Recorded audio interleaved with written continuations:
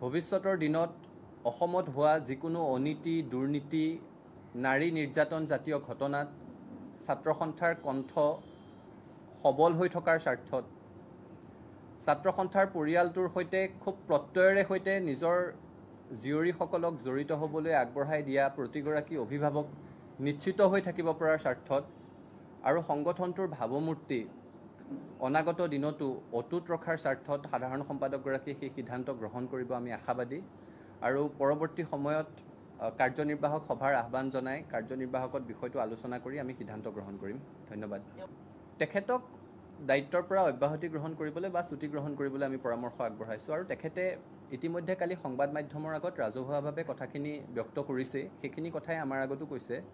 তেওঁ সংবাদ মাধ্যমৰ আগত প্ৰেমৰ সম্পৰ্কৰ কথা অকপতে স্বীকাৰ কৰিছে, আন কথা বতৰাবোৰো তেখেতে স্বীকাৰ কৰিছে আৰু বিষয়টো বাকী কথাখিনি আদালতৰ মজিয়াত কম বুলি কৈছে।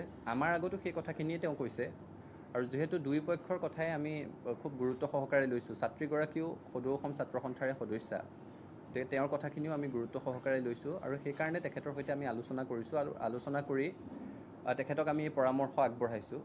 কাৰণ ইতিমধ্যে অসমৰ ৰাইজে, সংবাদ মাধ্যমে, ছাত্ৰ সন্থাৰ শুভাকাংক্ষীসকলে এই প্ৰশ্নটো বাৰম্বাৰ সুধি আছে যে ছাত্ৰ সন্থাৰ শীৰ্ষ নেতৃত্বই কি সিদ্ধান্ত গ্ৰহণ কৰিছে।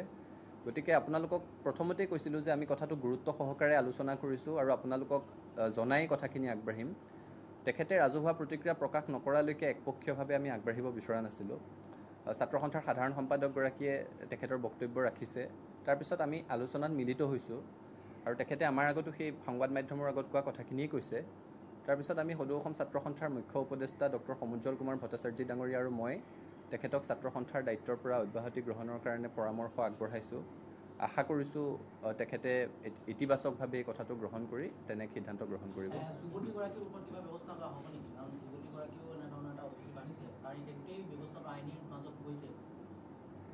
চাওক, আদালতৰ বিষয়খিনি আদালতে চাব। আদালতত যিখিনি কথা প্ৰমাণ কৰিবলগীয়া আছে আদালতে কৰিব।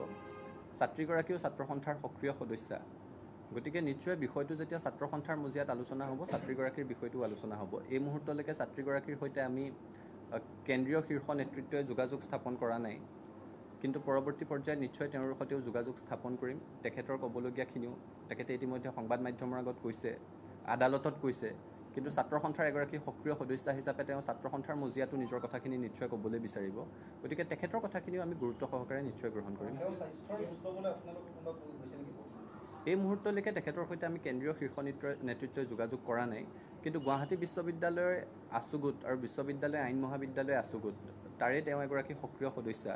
গতিকে আমাৰ ছাত্ৰ সন্থাৰ সেইসকল কৰ্মী তেওঁৰ সৈতে যোগাযোগত আছে আৰু তেওঁলোকে স্বাস্থ্যৰ বুজ লৈছে। তেওঁ যিদিনাখন হস্পিটেলত ৰাতি ভৰ্তি হৈছিলে সেইদিনাখনো ছাত্ৰ সন্থাৰ কৰ্মকৰ্তাসকলে, যিহেতু ছাত্ৰ সন্থাৰ এগৰাকী কৰ্মী তাত অসুখ হোৱা বুলি খবৰ পাইছে, তেওঁলোক তাত গৈ উপস্থিত হৈছে বা হস্পিটেললৈ লৈ গৈছে। তেতিয়ালৈকে এই বিষয়সমূহ অহা নাছিলে।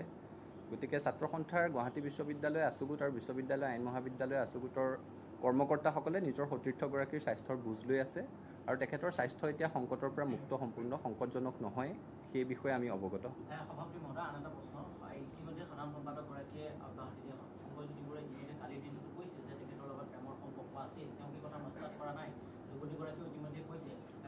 অভিযোগ এটা উঠিছে যে গুৱাহাটী বিশ্ববিদ্যালয়ৰ একাংশ ছাত্ৰৰ বা একাংশ ব্যক্তিৰ উচ্চতনি এই ছাত্ৰীগৰাকীয়ে সংবাদ মাধ্যম মন্তব্য দিয়ে, অনুসন্ধান কৰিছে নেকি আপোনালোকে? সেই বিষয়টো আইনী এটা বিষয়, কাৰণ এটা গোচৰ ৰুজু হৈছে, এজনক অভিযোগ দাখিল কৰা হৈছে এজনৰ বিৰুদ্ধে আৰু এগৰাকী অভিযোগকাৰী আছে। গতিকে এগৰাকী ছাত্ৰীয়ে কাৰোবাৰ প্ৰৰোচনাত পৰি সেই অভিযোগ উত্থাপন কৰিছে নে নিজে সেই অভিযোগ উত্থাপন কৰিছে, সেইটো সম্পূৰ্ণৰূপে আইনৰ বিচাৰাধীন এটা বিষয়।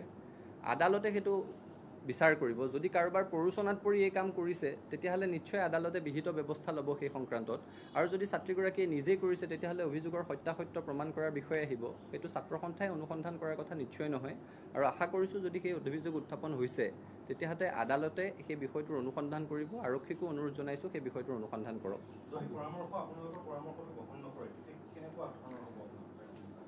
আমি আশাবাদী, মই কৈছোঁৱেই যে ছাত্ৰ সন্থাই ভৱিষ্যতৰ দিনত যাতে যিকোনো অনীতি দুৰ্নীতি নাৰী নিৰ্যাতনৰ ঘটনাত নিজৰ কণ্ঠ বলিষ্ঠভাৱে উত্থাপন কৰি থাকিব পাৰে। ছাত্ৰ সন্থাৰ মজিয়াৰে সৈতে জড়িত হ'বলৈ খুব প্ৰত্যয়েৰে সৈতে খুব বিশ্বাসৰ সৈতে নিজৰ জীয়ৰীক নিজৰ ছোৱালীজনীক আগবঢ়াই দিয়া অভিভাৱকসকল যাতে নিশ্চিন্ত হৈ থাকিব পাৰে আৰু ছাত্ৰ সন্থাৰ যাতে ভৱিষ্যতৰ দিনত ভাৱমূৰ্তি অটুট থাকে, সেই কথাবোৰৰ প্ৰতি লক্ষ্য ৰাখি আমি গভীৰভাৱে আশাবাদী যে শংকৰজ্যোতি বৰুৱা ডাঙৰীয়াই এটি ইতিবাচক সিদ্ধান্ত গ্ৰহণ কৰিব আৰু নহ'লে ৰাজ্যিক কাৰ্যনিৰ্বাহকৰ মজিয়াত বিষয়টো আলোচনা কৰা হ'ব। যদি ৰাজ্যিক কাৰ্যনিৰ্বাহক সদস্য তেখেতক থাকিব আহ্বান জনাই হ'ব। এই প্ৰশ্নটো আপোনাৰ হাইপথেটিকেল। ৰাজ্যিক কাৰ্যনিৰ্বাহকৰ আছুটো গণতান্ত্ৰিক চিন্তা চেতনাৰে পৰিচালিত এটা সংগঠন। মই কৈছোঁ যে ব্যক্তিতকৈ সংগঠন ঊৰ্ধত, সংগঠনতকৈ সমাজ ঊৰ্ধত। সংবাদ মাধ্যমৰ প্ৰতিক্ৰিয়া, ৰাইজৰ প্ৰতিক্ৰিয়া, পাব্লিক অপিনিয়ন, সেইটো ইতিমধ্যে অসমত কি আপোনালোক আটাই অৱগত। সংবাদ মাধ্যমৰ এজন সক্ৰিয় কৰ্মী হিচাপে আপুনি নিশ্চয় সেই কথাখিনি ভালদৰে জানে। আমি তেখেতক আলোচনাৰ মাজত সেই কথাটো পৰামৰ্শ আগবঢ়াইছোঁ আৰু আশা কৰিছোঁ তেখেতে ইতিবাচকভাৱে সেই পৰামৰ্শ গ্ৰহণ কৰিব। ৰাজ্যিক কাৰ্যনিৰ্বাহক আছে ছাত্ৰ সন্থাৰ সৰ্বোচ্চ নীতি নিৰ্ধাৰণ সমিতি। ৰাজ্যিক কাৰ্যনিৰ্বাহকেও কথাটো আলোচনা কৰিব আৰু ৰাজ্যিক কাৰ্যনিৰ্বাহকে যেতিয়া কথাটো আলোচনা কৰিব তেতিয়া তৃণমূল ছাত্ৰ ছাত্ৰীসকল, আমাৰ ছাত্ৰ সন্থাৰ কৰ্মীসকল সন্মুখীন হৈ থকা প্ৰশ্নসমূহ,